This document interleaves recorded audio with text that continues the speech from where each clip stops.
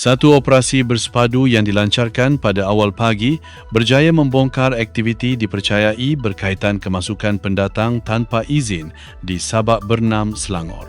Dalam serbuan yang dijalankan sekitar jam 5 pagi di Kampung Sungai Air Tawar pada 10 Jun lalu, Pasukan Task Force Bridge Tengah Pasukan Gerakan AM atau PGA berjaya menahan seramai 35 individu dalam satu tindakan penguatkuasaan yang disifatkan sebagai antara operasi penting bagi membanteras kegiatan rentas sempadan secara tidak sah.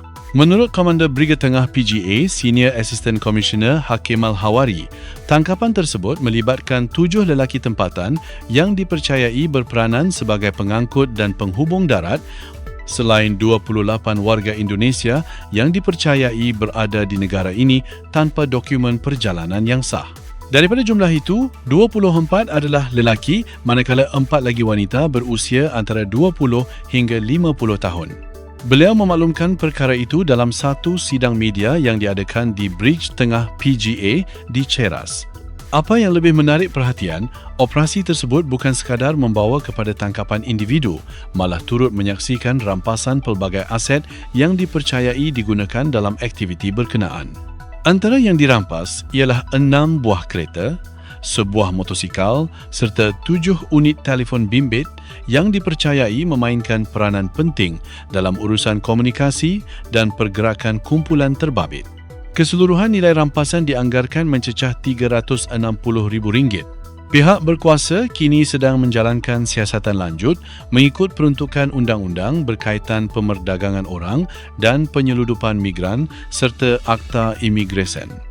Menurut hasil maklumat awal yang diperoleh pasukan penyiasat, setiap individu dipercayai dikenakan bayaran antara RM1,500 hingga RM2,000 bagi tujuan kemasukan ke negara ini melalui rangkaian yang sedang dikenal pasti. Perkembangan ini sekali lagi menunjukkan bahawa masih wujud pihak yang sanggup mengambil keuntungan dengan mengeksploitasi kelemahan kawalan sempadan dan pergerakan manusia secara tidak sah. Dalam masa sama, PGA menegaskan bahawa usaha membanteras aktiviti sedemikian akan terus dipertingkatkan melalui operasi berterusan dan tindakan penguatkuasaan yang lebih agresif. Untuk rekod, sepanjang tempoh dari awal Januari hingga pertengahan Jun tahun ini, Task Force Brigade Tengah PGA telah melaksanakan 11 serbuan melibatkan 22 kes. Hasil daripada operasi tersebut, seramai 247 individu telah ditahan, manakala jumlah nilai rampasan yang direkodkan dianggarkan mencecah RM1.5 juta.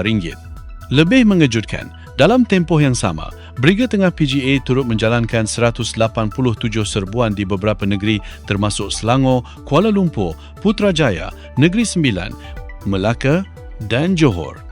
Daripada keseluruhan operasi itu, seramai 662 individu berjaya ditahan dengan nilai rampasan keseluruhan dianggarkan sekitar RM257 juta. Angka tersebut membuktikan bahawa ancaman jenayah rentas sempadan dan kemasukan individu tanpa dokumen yang sah masih menjadi cabaran besar kepada keselamatan negara. Pihak berkuasa memberi jaminan bahawa tindakan tegas akan terus dilaksanakan bagi memastikan undang-undang dihormati serta keselamatan dan kedaulatan negara sentiasa terpelihara. Itu sahaja laporan kali ini. Teruskan mengikuti perkembangan semasa untuk mendapatkan maklumat terkini dan sahih mengenai isu keselamatan serta penguatkuasaan di negara kita.